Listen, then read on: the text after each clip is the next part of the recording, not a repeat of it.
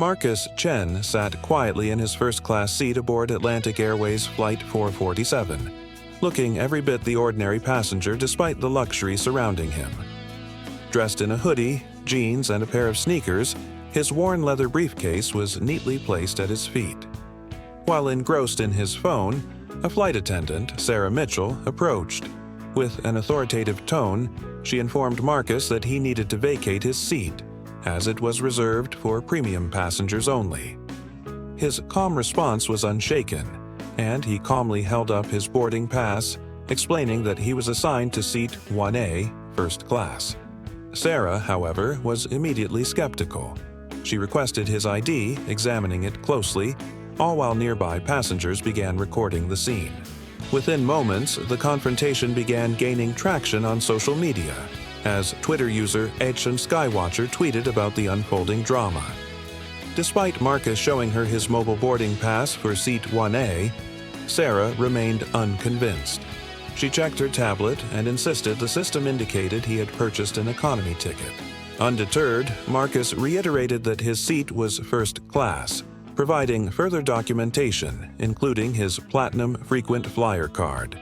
Sarah dismissed it, implying that the card could easily be purchased online. She ordered Marcus to gather his belongings and move to coach, continuing to push the narrative that he didn't belong in first class. As Sarah's condescending tone grew, Marcus remained seated, choosing not to escalate the situation but calmly asserting his rights. The tension began to rise, drawing the attention of more passengers, with some filming the interaction. Captain James Rodriguez, upon hearing Sarah's account, quickly entered the scene. He was briefed that Marcus was refusing to move from his seat, and his judgment of Marcus was swift. He made an assumption based on Marcus' appearance. A hoodie and jeans didn't match the image of a first-class passenger in his mind. Without verifying the details, Captain Rodriguez demanded that Marcus move to coach. Marcus, unfazed, calmly handed over his boarding pass, ID, and frequent flyer card, explaining that he was in his assigned seat. Rodriguez, however, chose to ignore the documentation and immediately called for security, assuming Marcus was trying to scam his way into a first-class seat. Marcus, aware that the situation was spiraling, began recording the incident on his phone, documenting every interaction. Sarah radioed for ground security, and 2 officers soon arrived. Officer Mike Santos, after reviewing Marcus's credentials, questioned why anyone would consider them fraudulent. Sarah, insistent that Marcus was trying to scam the system, was met with doubt from Santos. Meanwhile, Marcus remained calm, making personal calls, which only added to the curiosity of the onlookers. At this moment, a woman in the back, Dr. Patricia Voss, questioned Sarah's failure to properly verify Marcus's documents. When Dr. Voss pressed for answers, Sarah's defensiveness only grew, and the situation began to unfold in a different light. Amidst the growing tension, Marcus's phone buzzed, signaling a new urgency. The departure board now showed that Flight 447 was delayed, and more passengers gathered to observe the unfolding incident. As the crowd's attention shifted to Marcus, the atmosphere grew tense. He continued to document everything. Then, with calculated precision, Marcus pulled out a business card, revealing his true identity as the CEO of Chen Industries, a multi-billion-dollar corporation. The crowd, as murmurs, turned to astonishment as Marcus calmly explained that Chen Industries held a 23% stake in Atlantic Airways. He had not just been any passenger, he was an influential part owner of the airline. The news spread quickly. The live stream exploded, and tweets flooded social media as people realized that Marcus, whom they had assumed was just a regular traveler, was far more influential than anyone had imagined.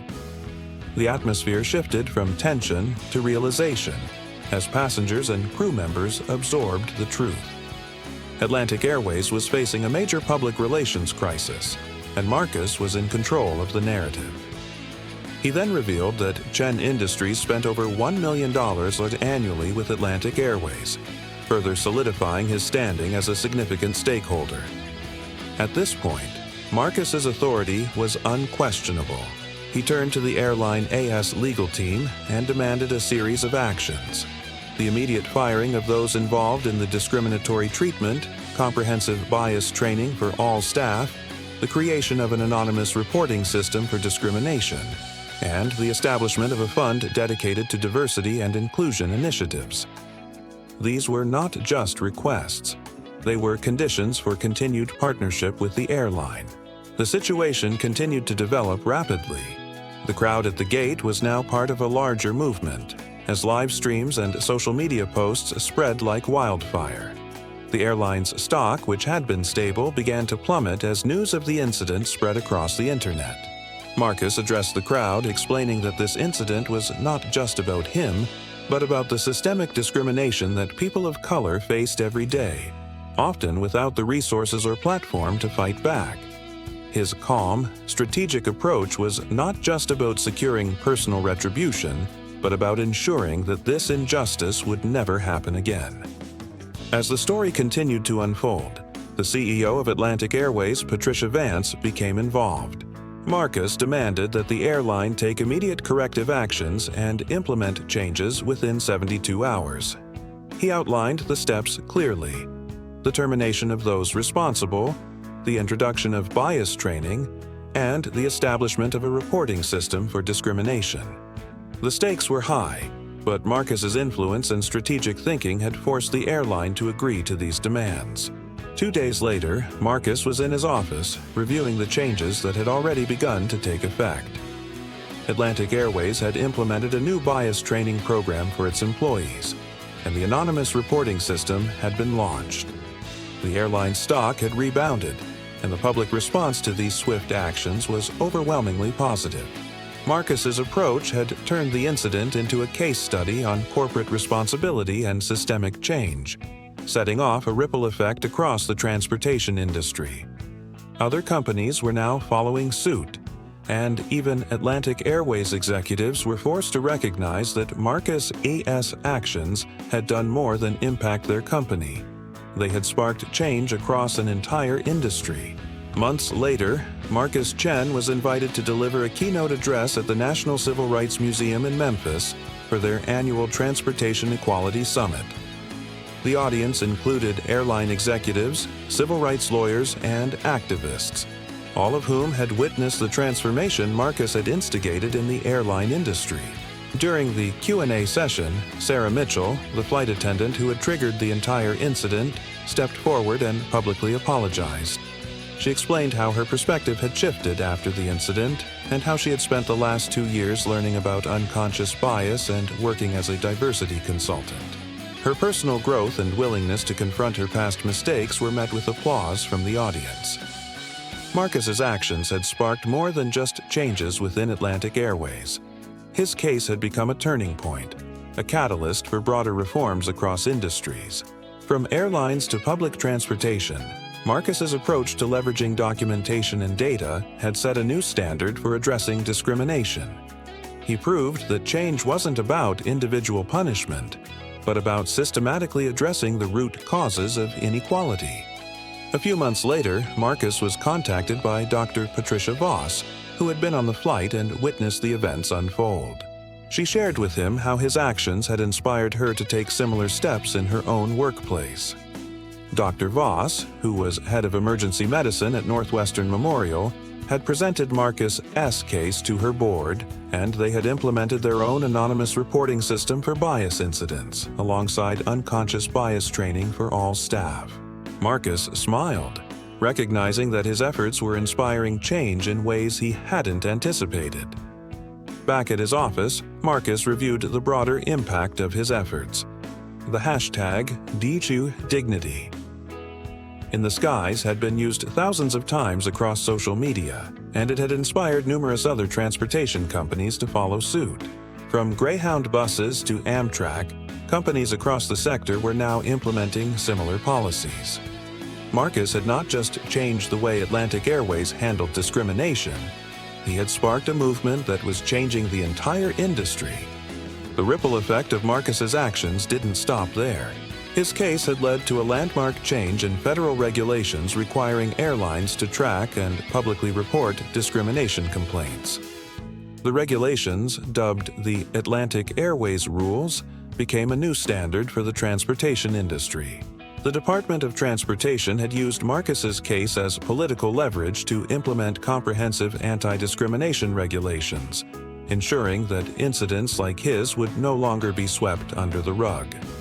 Marcus S. story had become a powerful example of how one individual could use their resources and platform to drive systemic change. In the weeks following the incident, the changes at Atlantic Airways were implemented swiftly. Sarah Mitchell, who had once been part of the problem, was now working as a diversity consultant, helping companies avoid making the same mistakes she had. And Marcus, the once overlooked passenger, had become a symbol of the power of standing up for what's right. Ultimately, Marcus's actions had created a culture of accountability that rippled through not just one company, but across an entire industry. The transformation was profound, not just in policy, but in people's understanding of what true equality and respect look like in the world of business and travel. The lesson was clear. The true power of change comes from within. And when we stand up for justice, we not only change the systems around us, we transform lives.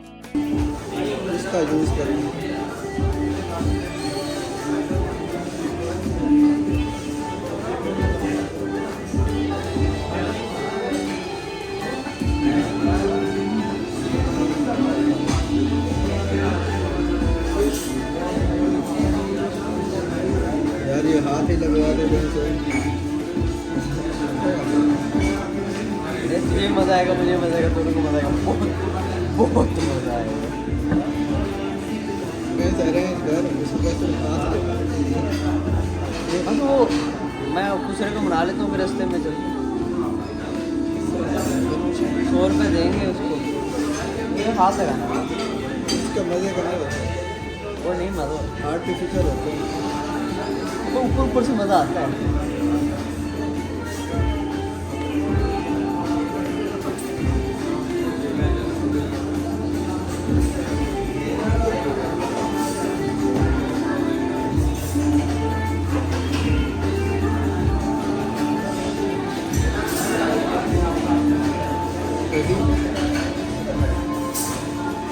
इस सलाब से एक चीज़ सीखिए, कुछ भी permanent नहीं है। आप पल में माशा, पल में ज़ीरो। अब कितने बड़े बड़े जिम्मेदार होंगे जो अपने आप को कोई चीज़ समझते हो और आज झुग्गियों में रह रहे हैं। आज की बात ही है, वीडियो करके दिखा रहा हूँ, मेरा एक बंदा इतना पागल था, ज़मीनें थी उसकी दरिया में, तो उसकी ज़मीन पे भी पानी नहीं आया था, ऐसे धोती का भी कहता है मेरे पट ले दरिया को धोती का भी कहता है। वो ठीक 24 घंटे के अंदर उसकी मैं पा रूद अल्लाह की कुदरत को चैलेंज, कुदरत को उसने चैलेंज नहीं किया, उसने तकब्बुर किया जो अल्लाह को पसंद ही नहीं। मतलब जहालत की इंतहा दरिया है ना, दरिया जो उसका एरिया है ना, सपोज करो उसका ये एरिया है, आपने आधा एरिया उसका ले लिया ना, 30 साल 40 साल 1 साल 2 साल अपना एरिया वो देगा। आप जितनी मर्जी कोशिश करें,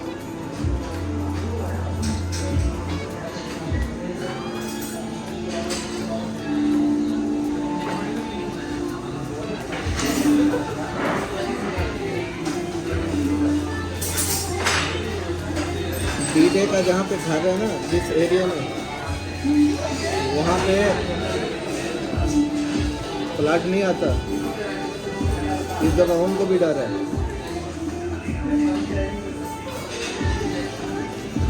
बहुत नुकसान है, इस दफा नुकसान ज़्यादा होगा,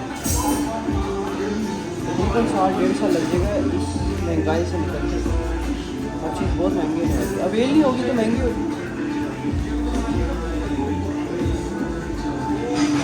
बस ये है कि इस ज़मीनों पर पानी खींचेगा ना एक दफ़ा, अपनी ज़रखेज़ ज़्यादा हो रही हाँ है।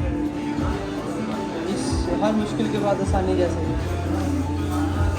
यार, फिर जब फसल निकलेगी ना वो अच्छी निकलेगी। अल्लाह का शुक्र है, हमारा बैकअप है, हम सरवाइव कर लेंगे। लेकिन जिस तरह की महंगाई है, हर बंदा सरवाइव नहीं कर सकता। जो जिम्मेदार है ना, बड़े बड़े ठेंगे, उनके खर्चे भी उस हिसाब से हैं। हाँ, तो मेरा साला कहता है, वो कह रहा भाई मेरा डेली का जो खर्चा है ना, डेली का 50,000 लाख रुपये डेली का खर्चा है। कह रहा देखो मेरे नीचे 15-20 बंदे हैं, उनकी फैमिली है, उनका जीना मरना, तबीयत, खाना पानी, कपड़ा, वो सब कुछ मैंने करना है। पेट्रोल, बाइक, लोडिंग अनलोडिंग, ये सारा कुछ मैंने करना है। अरे मेरे डेली का खर्चा है। और इस हिसाब से अल्लाह पाक देता है।